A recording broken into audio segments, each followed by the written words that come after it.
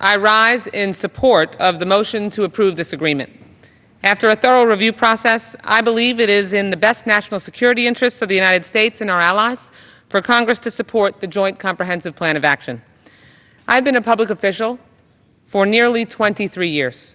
This is the most consequential vote I have taken and the most difficult decision I have ever faced.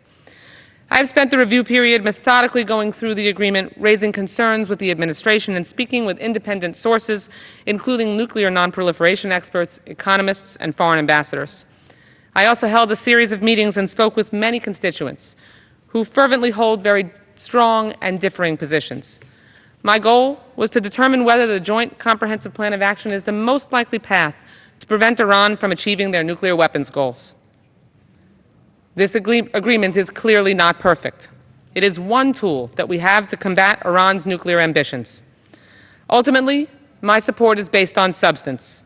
Importantly, my Jewish identity and Jewish heart weighed heavily in my decision-making process. As we listen to Iran's leaders call for the destruction of the Jewish people in Israel, history offers a brutal reminder of what happens when we do not listen. Iran continues to be a leading state sponsor of terrorism.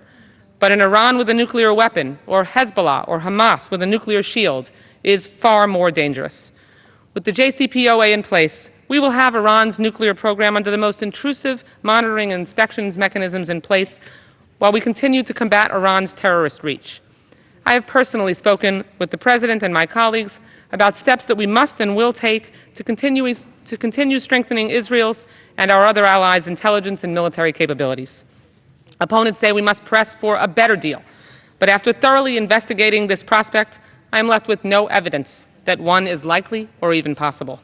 I have heard directly from our allies, top diplomats, and analysts from across the political spectrum that the sanctions regime that we have in place now will erode, if not completely fall apart.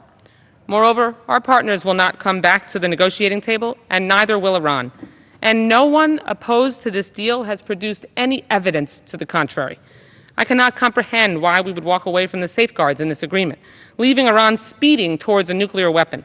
Safeguards like 24/7, 365 access and monitoring all of Iran's previously declared nuclear sites, eliminating 98% of Iran's highly enriched uranium stockpile, and the unprecedented standard of monitoring every stage of the nuclear supply chain.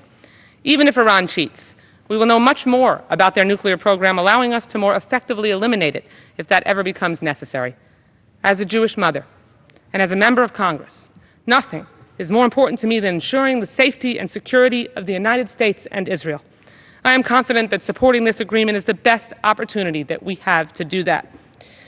Mr. Speaker, we have an expression in Judaism: may the United States go from strength to strength, and as we say in synagogue, Am Yisrael Chai. Thank you. I yield back the balance of my time. Gentlelady yields.